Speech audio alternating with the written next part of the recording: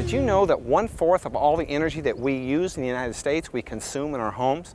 Well, today we're here at Lawrence Berkeley National Laboratories near Oakland, California, where we're going to be talking to scientists who are researching new ways to make your home more energy efficient, more comfortable, and your energy bills lower. If this was an ordinary piece of plastic, it would have already melted by now. My finger would be burned to a crisp. But this isn't plastic at all. It's a product called Aerogel, and it has several very dynamic qualities. It's the lightest solid material in the world. It's the best insulator known to man. It's transparent, and as you can see, it doesn't burn. Lawrence Berkeley scientist Arlon has been working for the past 25 years to develop Aerogel for products in the home. So Arlon, it looks like you're experimenting with aerogel in windows here. If you were to design like the perfect window from an energy efficiency perspective, tell me a little bit what that might look like and how this relates to that. Well, basically what you need to do is put it between two pieces of glass. It's plenty strong enough to support 1 atmosphere of vacuum, a full vacuum. So it becomes a vacuum spacer in that case. And as a vacuum spacer, it then also becomes a very good thermal insulator. It would be, something like this would be evacuated with about an R15 for this piece of glass. And a typical window would be somewhere maybe with a low E coating, maybe around R5 at best. At best, at very best, yeah. So this can be made, as I say, we worked fairly hard to make it clear. This is an earlier piece. It isn't quite so clear, but it certainly could be used. We could make a window that would be nearly undetectable. And that would be like about the same R value as a wall or a little better. That's right. So you really could build a glass house. Yes, that's right. Aerogel is already being used for windows in Europe on a very limited basis. The problem is it's very expensive to produce at this time, but research continues. Lawrence Berkeley scientists are also working to clean up the environment. Natural gas is one of the cleanest burning fuels available, but this isn't your typical natural gas flame. This flame is being generated from a device called a low-swirl burner, and it burns 20 times cleaner than any natural gas appliance currently found in the home. Dr. Robert Chang of Lawrence Berkeley Labs is developing the low-swirl burner for residential water heaters. Now, in looking at this, it looks fairly simple. I mean, it doesn't look like there's any moving parts. It looks pretty like an easy design. It is indeed a very simple burner. I'm showing you the cross-section of what's inside this burner. Here we have what we call low swirl process. This is a patented swirler that would generate very low level of swirl compared to the typical burners that you would find in other systems. Now, what does the swirl mean? The swirl meaning that the flow is being swirled around on the outside of this burner. And it's the mixing of the air that helps make it more efficient. No, in fact it is the forcing of the fuel and air through this swirler that will induce this low swirl and thereby maintaining the flame. It's a stabilization process.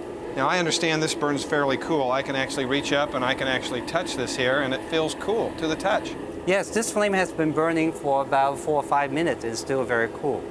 Yeah, it's amazing. I hardly feel any heat at all. Because this flame is unique is that levitates about the burner is not really attached to anything.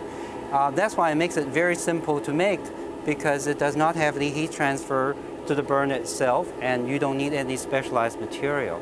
There are other low emission burners available, and they tend to be quite costly, and so it may not be very useful for home use because it will increase the cost of your water heater at home. You can make this out of plastic as you have here. Yes, we're having some fun in the laboratory because we understand that the burner doesn't get hot. That's why we put this in a PCV pipe to demonstrate the principle. That's plumbing pipe.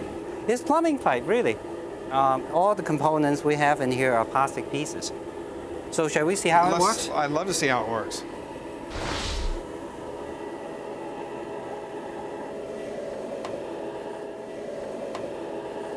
So may I have the fuel again? So it looks slightly different because it's a different version of our burner.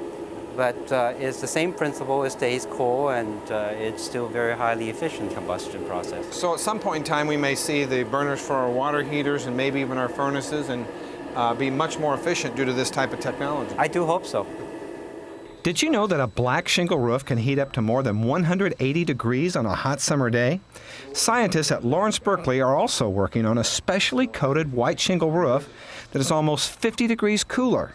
The color and type of shingle you have on your roof can make a huge difference on the amount of heat being transferred into your home and how much you're paying to keep it cool. Dr. Paul Berdahl is the physicist in charge of this project. Let me tell you a little bit about this display, which we've developed to illustrate some of the issues. It has a range of roofing samples which range all the way from a complete black asphalt shingle up to a cool white material. And all of these materials heat up in the sun to some extent, but the black is much worse. It absorbs about 95% of the sun's energy and then releases that energy. Some of that energy goes into the environment, but some of it goes right down into the attic where it then gets into the air conditioning ducts or goes directly through the thermal insulation into the structure below. Now, better than this complete black is this is a green asphalt shingle. It's a little bit cooler, but not much. And even a so-called white asphalt shingle is really quite hot in the sun. It absorbs about 75% of all the sun's energy that strikes it. Dr. Berdahl is now developing a specially coated whiter white asphalt shingle that absorbs less than 50% of the sun's energy. Now, how much might that actually save me on my cooling bills if I were to have a roof, say, that had a black roof or a dark colored roof, and then say a roof with this new material? How much might I save? Good question. A lot of the measurements of how much you can save with a lighter colored roof suggests that it's often in the range of 10 to 20% of air conditioning energy use.